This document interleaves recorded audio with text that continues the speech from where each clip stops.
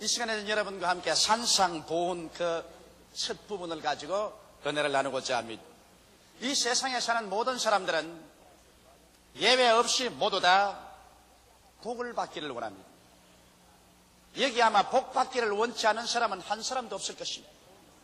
저도 복 받기를 원합니다. 왜냐하면 복을 받아야 인생을 행복하게 살 수 있기 때문인 것입니다. 그런데 이 복이 환경에서 오는 줄로 사람들은 수없이 오해를 하고 있습니다. 복 받을 수 있는 환경을 만들어 놓고 복 받을 수 있는 환경에 가면은 젖과 꿀이 흐르는 복을 받을 수 있다고 사람들은 오해를 하고 있는 것입니다.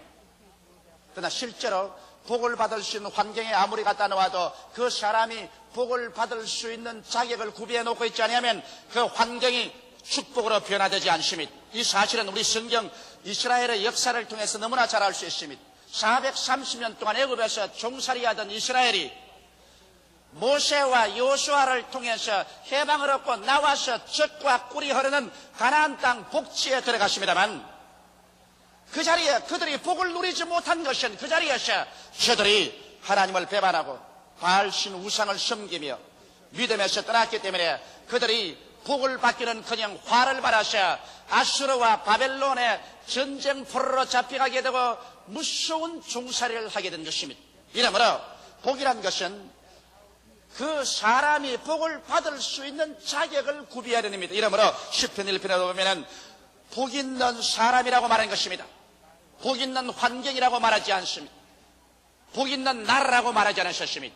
복 있는 사람이라고 말하셨습니다.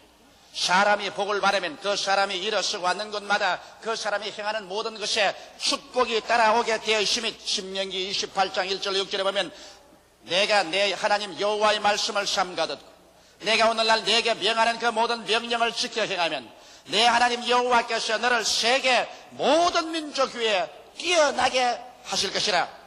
내가 내 하나님 여호와의 말씀을 순종하면 이 모든 복이 내게 임하며 내게 미치리니 성읍에서도 복을 받고 들에서도 복을 받을 것이며 내 몸의 소생과 내 토지의 소산과 내 짐승의 새끼와 우양의 새끼가 복을 받을 것이며 내 광주리와 떡반죽 그릇이 복을 받을 것이며 내가 들어와도 복을 받고 나가도 복을 받을 것이라고 말씀하고 있는 것입니다.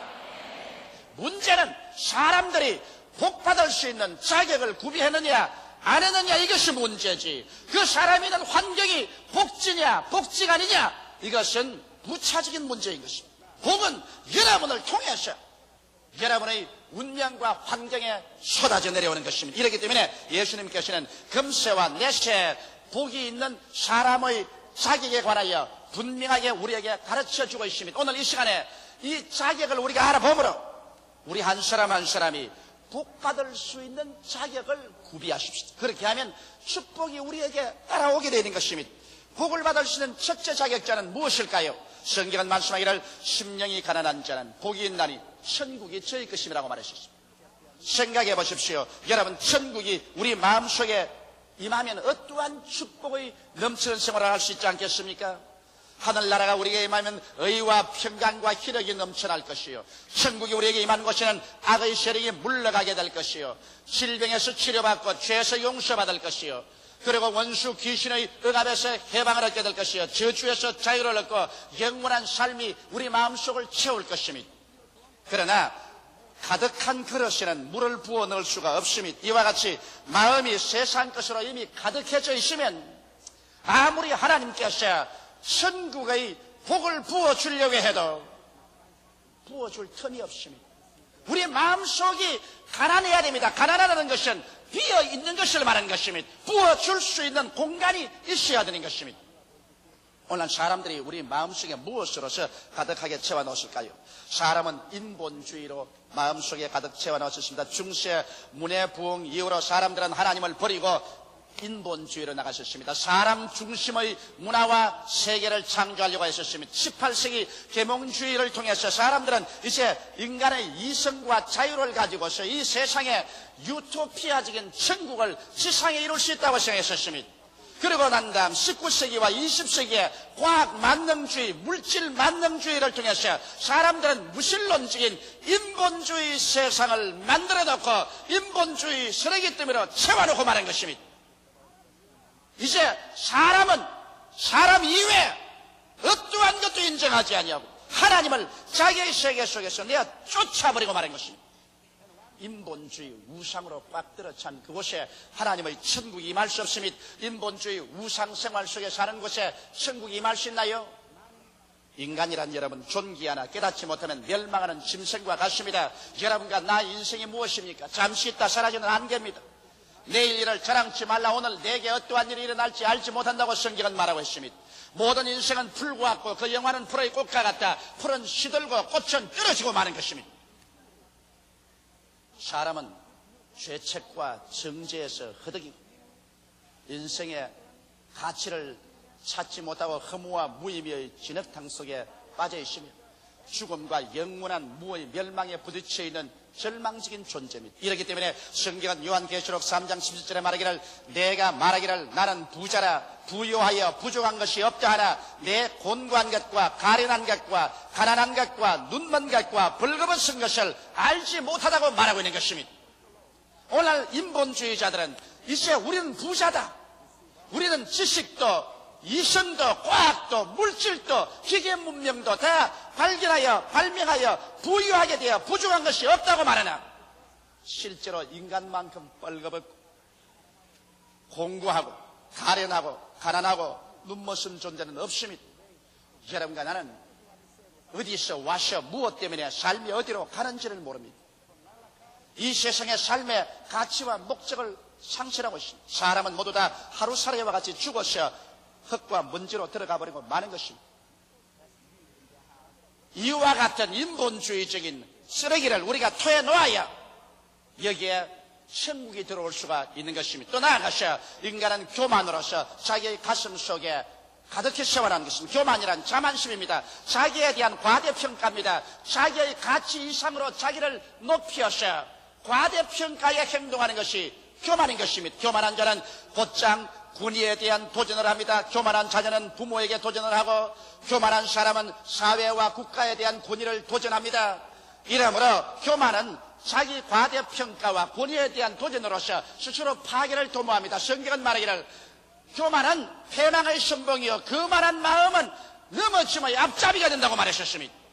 바로 이사야서 14장 12절로 15절에 보면 루시퍼 사탄이 그러셨습니다. 하나님이 지으신 천사장 중에 가장 아름다운 천사 하나가 루시퍼였었습니다. 그러나 그런 자기의 아름다움을 보고 자기를 과대평가해서 그만 하나님처럼 되려고 하나님의 권위에 도전하다가 하나님께 내가 쫓김을 받았어야 처참한 악의 근원인 사탄이 되고 마는 것입니다. 성경에 보면 이사야서 14장 12절로 15절에 이렇게 기록되어 있습니다. 너 아침의 아들 계명성이여 즉 루시퍼여 어찌 그리 하늘에서 떨어졌으며 너 열국을 엎은 자여 어찌 그리 땅에 찍혔는고 내가 내 마음에 이르기를 내가 하늘에 올라 하나님의 뭇별 위에 나의 보좌를 높이리라. 내가 북극의 지표의 산 위에 자정하리라. 가장 높은 구름에 올라 지극히 높은 자와 비기리라도다. 그러나 이제 내가 엄부곧 구덩이의 맨 밑에 빠치우리로다.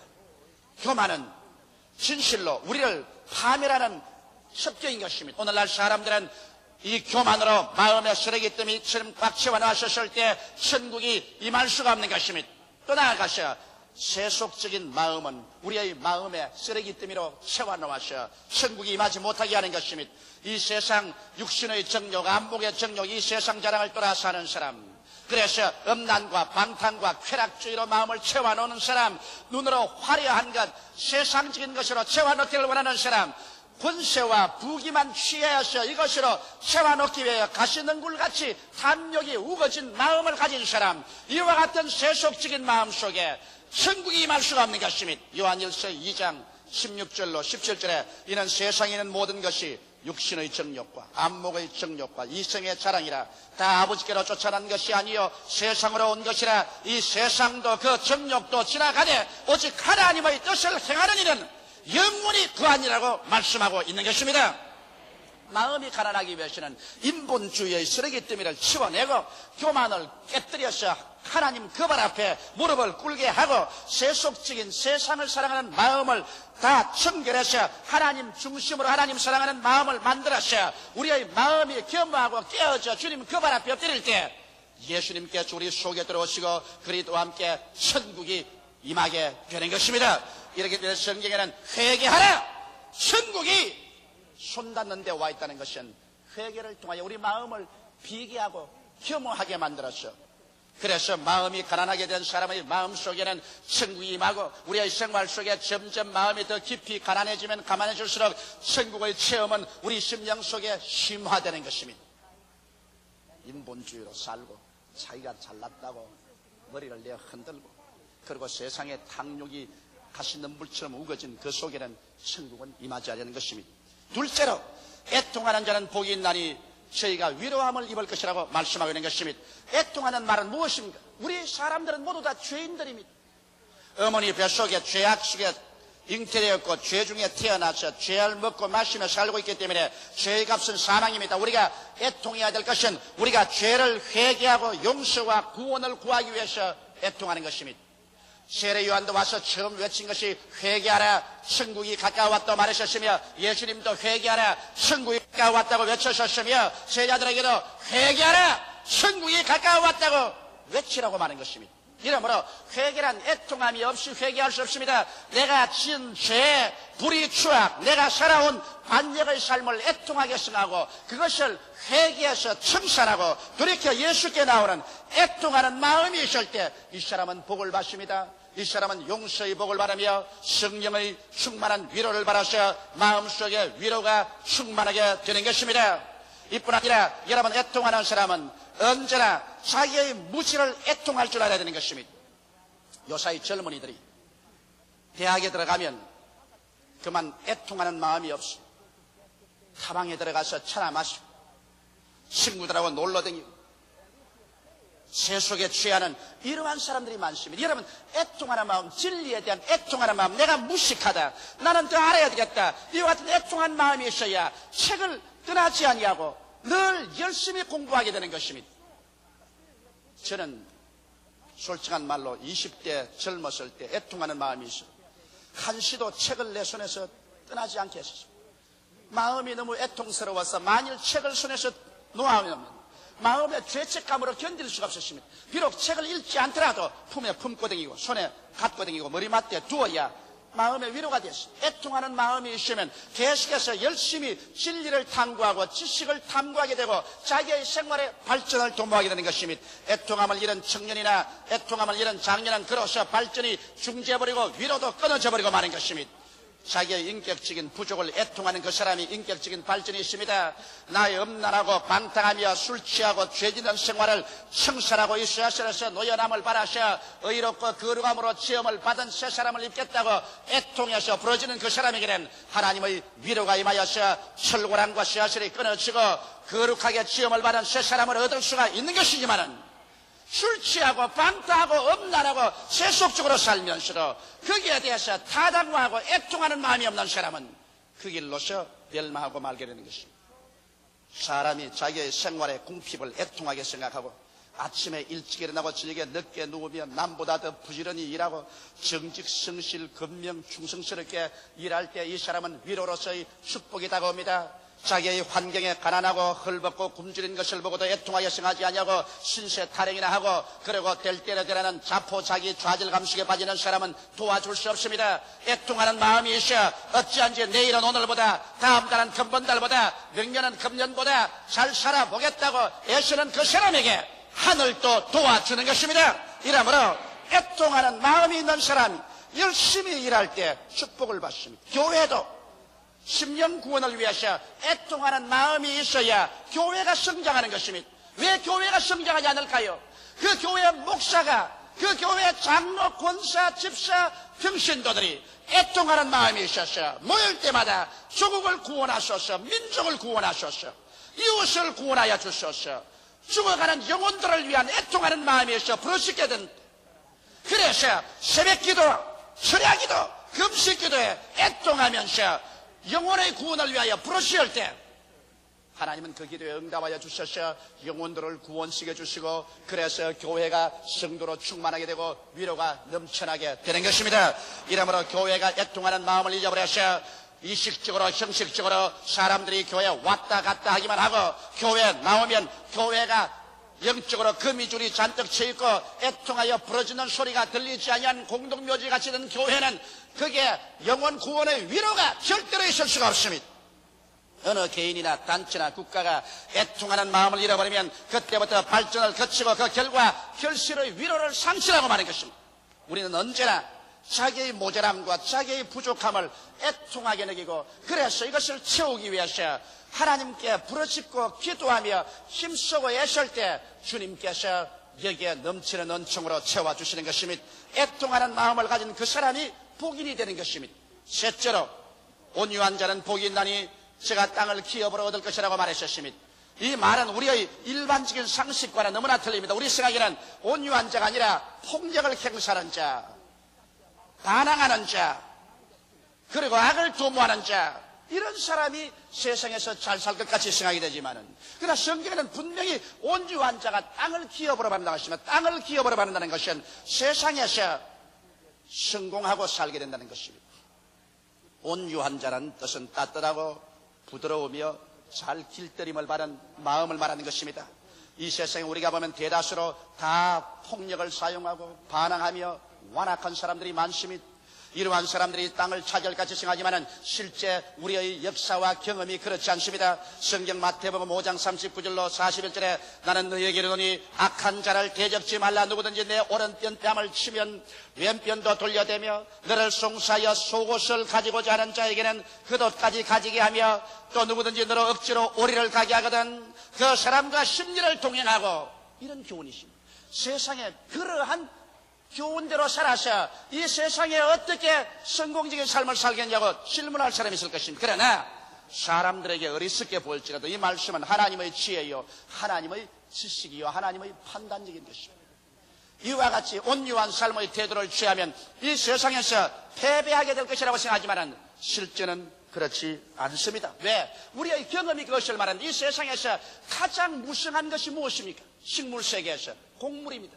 곡식은 사람들이 돌보아 줌으로 말미암아 비료를 주고 돌보아 주어서 세계에서 가장 무성한 식물이 곡식입니다. 그러나 잡초는 그것이 아무리 우거지더라도 사람들이 그것을 뽑아서 제껴버립니다. 잡초가 여러분 이 세계를 덮을 갖다가 잡초가 덮지 못하고 곡물이 이 세계를 덮고 있는 것입니다. 또 싸나운 짐승 보십시오. 싸나운 짐승은 그가 싸나울수록 사자나 범은 싸나운 험한 산 깊은 계곡에 살고 대낮에는 돌아다니지도 못하고 어두운 밤에나 돌아다니는 운명이 거치는 삶을 삽니다. 그러나 토끼나 노루나 양이나 염소나 온유한 짐승들은 들판에서 살고 그리고 대낮에서 살 수 있습니다. 싸나운 짐승일수록 싸나운 곳에서 살며 싸나운 삶을 살고 있는 것입니다. 그러나 온유할수록 편안하고 아름답고 풍성한 삶을 삽니다. 더구나 여러분 양을 보십시오. 양은 여러분 받아버릴 뿔도 없고 깨물을 니도 없습니다.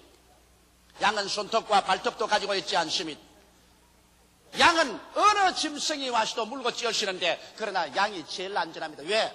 양은 자기를 돌봐주는 목자가 있기 때문인 것입니다. 다윗은 말하기를 여호와는 나의 목자시니 내게 부족함이 없다고 말한 것입니다. 이러므로 다윗은 온유한 하나님을 믿고 순종하고 온유해서 이 세상에 살지만은 사람들이 다 물고 찢고 짓밟아 버릴 수 있는 양이지만은, 그러나 그 위에 우리는 천지와 만물을 지으신 하나님이 목자가 되신다는 것을 선언했던 것입니다. 이러므로 하나님께서 목자가 되었으므로 누가 그 양의 손을 뗄 수가 있겠습니까? 푸른 초장에 누이시고 쉴만한 물가로 인도하시고 사망의 엄침한 골짜기를 다녀도 해받을 것을 두려워 않을 수 있는 것입니다. 이러므로 온유한 사람은 하나님께서 돌보심이 시편 37편 7절로 11절에 여호와 앞에 잠잠하고 참아 기다리라. 자기 길이 형통하며 악한 꾀를 이루는 자를 인하여 불평하여 말지어다. 분을 거치고 노를 버리라. 불평하여 말라 행하게 치우칠 뿐이라. 대저 행하는 자는 끊어질 것이나 여호와를 기대하는 자는 땅을 차지하리로다. 잠시 후에 악인이 없어지려니 내가 그곳을 자세히 살필지라도 없으리로다. 오직 온유한 자는 땅을 차지하며 풍부한 화평으로 즐기라고 말씀한 것입니다. 온유한 자가 천국을 차지하실 것이라고 말한 것이 아니라 온유한 자가 땅을 차지하고 풍부한 화평으로 누리라고 했으므로 온유함이 금세에도 성공적인 인생을 살 수 있는 하나님의 지혜와 지식인 것입니다. 넷째로 의에 줄이고 목마른 자는 복이 있나니 제가 배부를 것이라고 말했었습니다. 의가 동반되지 않은 일체 인간 생활은 행복이 없습니다. 여러분 생각해 보십시오. 부정축지하여 재물을 태산처럼 쌓아놓았다고 했어요. 그것이 행복이 있겠어요? 부정한 권력을 얻어서 어시되어도 그것에 행복이 있을까요? 이 세상의 부정한 생활 중에서 사람이 아무리 쾌락을 추구한다고 해도 그게 참 쾌락이 있을까요? 부정 속에는 불안과 초조와 절망과 파멸이 있을 따름인 것입니다. 여러분 음식에 소금을 쳐서 간을 넣지 않으면 맛이 없는 것처럼 우리의 모든 생활에 재물을 모아도 의의 소금을 쳐야 되고 권력을 얻어도 의의 소금을 쳐야 되고 인생의 쾌락의 삶을 살아도 의의 소금을 쳐서 의가 있어야 그 속에 참 평안과 기쁨과 축복이 있는 것입니다. 의를 잃어버린 개인이나 가정이나 생활은 성공 같아도 궁극적으로 실패하고 마는 것입니다. 소금을 치지 않은 음식이 썩는 것처럼 의가 없는 모든 것에는 부패하고 파멸되고 마는 것입니다. 그러나 문제는 이 세상에 의인은 없나니 하나도 없다는 것입니다. 죄를 짓지 않은 의인이 없고 모든 사람이 죄를 범하였으니 하나님의 영광에 이르지 못합니다. 하나님의 십계명 앞에 인생에 설 때 모두 다 벌거벗은 수치를 체험하게 되고 의를 얻을 수가 없음으로 말미암아 의가 없기 때문에 모든 것은 죄로 부패하고 도적질 당하고 죽임을 당하고 멸망을 당하며 인생에 참된 행복의 배부름이 없는 것입니다. 그 때문에 이 세상에 부귀영화 권명 권력을 다 가져도 사람들은 흙이 집니다. 배가 고픕니다. 이 세상에 어디에 가나 참 마음의 기쁨과 평안과 만족을 얻을 수 없어 배가 고파 있습니다. 율법하에 의인이 없기 때문에 행복이 이 세상에 없습니다. 그 때문에 하나님이 세상을 이처럼 사랑하사 독생자 예수를 보내신 것입니다. 율법으로서 의를 얻지 못한 우리들에게 예수 그리스도가 우리의 죄와 불의와 추악과 저주와 절망을 한 몸에 짊어지고 십자가에 못 박혀 피 흘려 죽으심으로 과거와 현재와 미래의 죄를 다 용서하고 용서로 말미암아 하나님의 의를 우리에게 선물로 주시게 된 것입니다. 예수님은 하나님의 의로우신 것입니다. 바로 예수 그리스도가 하나님의 의이신 것입니다. 예수가 있는 사람에게는 의가 있고 예수가 없는 사람에게는 의가 없습니다. 인간의 선한 행위로 의롭다함을 얻을 육체가 없습니다. 예수 그리스도 안에 있는 용서의 의로움만이 우리에게 유일한 의로움인 것입니다. 그래서 예수 그리스도의 용서의 의를 마음속에 받아들일 때 비로소 의가 우리의 모든 재산의 축복이 되고 의가 우리의 권력의 축복이 되고 의가 우리의 삶의 쾌락을 추구하는 삶 속에서 축복이 되게 만드는 것입니다. 의가 들어와야 부패하거나 썩지 않습니다. 의가 들어와야 간을 쳐서 맛있게 만드는 것입니다. 의가 없는 삶 속에는 절대로 배부름이 없습니다. 그렇기 때문에 성경에 보면 수가성 여자가 인간의 만족과 기쁨을 얻기 위해서 자기 평생에 남편을 5번 갈았고 밥그릇을 5번, 우물물을 5번 갈아 마셨지만은 그에게 인생의 만족은 없었습니다. 그는 6째 남편하고 살 때 그는 이제 좌절하고 절망에 처했습니다. 예수께서 수가성 우물가에 정오의 쨍쨍비치는 햇빛 아래 만나셨을 때 주님 말씀하시면 내가 이 물을 마시면 다시 목마르거니와 내가 내게 주는 물을 마시면 다시 목마르지 않냐고 영생토록 주시는 샘물이 되라고 말씀한 것입니다. 세상 물 아무리 마셔봐도 의가 없는 곳에는 다시 목마르고 다시 배고프다. 나를 믿으면 그리고 나로 말미암아 의를 얻으면 그 의가 비로소 배부르게 만들어주겠다고 말씀하신 것입니다. 여러분 의가 있으면 마음속에 배불러집니다. 이렇기 때문에 내가 비록 가난하고 헐벗고 굶주린 상황 속에 있을지라도 내가 예수 그리스도를 구주로 믿고 나면 놀라운 마음의 만족과 평화와 기쁨이 다가오는 이유가 있습니다. 의가 우리의 마음속에 만족을 갖다 주기 때문인 것입니다. 의가 배부르게 해주기 때문인 것입니다. 세상 것 아무리 먹어도 자꾸 헛배만 부르고 배가 부르지 않냐는데 예수를 믿자 말자 비로소 마음속에 만족한 배부름이 있게 되었다는 것입니다. 예수 믿지 않은 사람은 당뇨병 환자와 같습니다. 아무리 먹어도 전부 다 당이 외부로 소변으로 나가버리고 배만 불렀지 몸에 살은 안 되고 늘 배가 고픕니다. 이 세상에 부귀를 권력을 쾌락을 아무리 취해보아도 손에 잡은 것 같지만은 만족이 없습니다. 헛배만 불렀지 배가 늘 고픕니다. 여기에 참으로 인생에 배부른 삶을 살기 위해서는 예수 그리스도를 구주로 모셔서 의를 얻어야만 되는 것입니다. 의가 없는 곳에는 배부름이 없습니다. 의가 들어와야 인생의 배부름이 다가오는 것입니다. 여러분께서 소시민이든 중요 사회 생활을 하든 상층 사회를 하든 지도자든 누구든지 여러분 생활 속에 의를 받아들이십시오. 예수님만이 우리의 의가 되신 것입니다. 행복은 우연이나 미신적인 복술로 오지 않습니다. 행복은 인간의 마음가짐이 정당할 때 당연히 다가오는 보상인 것입니다. 우리는 우리 마음을 끊임없이 다스려 행복이 자리 잡을 수 있는 바탕을 만들 때 행복은 구말리에 잠시 있는 것이 아니라 이 자리에서 여러분에게 다가오게 되는 것입니다. 주님은 여러분 모두가 행복한 사람이 되기를 원하십니다. 기도드리겠습니다. 살아계신 우리 아버지 하나님, 행복이 우리를 향하여 손치고 있음을 감사하옵나이다. 우리 하나님 아버지, 마음이 가난해서 인본주의, 교만, 세속적인 마음을 다 통해 잡아가고 빈 마음 속에 예수를 모시드릴 때 천국이 들어오게 되며 우리 아버지 하나님이시여 우리의 마음 속에 의에 굶주리고 의이신 예수를 간절히 찾으면 예수님이 우리의 생활 속에 소금으로 들어오시면 모든 것이 맛있어지고 의가 들어오면 모든 부패를 막고 비로소 배부름이 우리에게 오게 됨을 감사하고 마음이 가난한 자는 복이 있나니 천국이 저희 것이며 애통하는 자는 복이 있나니 저희가 위로함을 얻을 것이요 온유한 자는 복이 있나니 저희가 땅을 기업으로 얻을 것이며 의에 줄이고 목마른 자는 복이 있나니 저희가 배부를 것입니다. 이 복을 오늘 다 얻게 하여 주옵소서. 예수님 이름 받들어 기도하옵나이다. 아멘.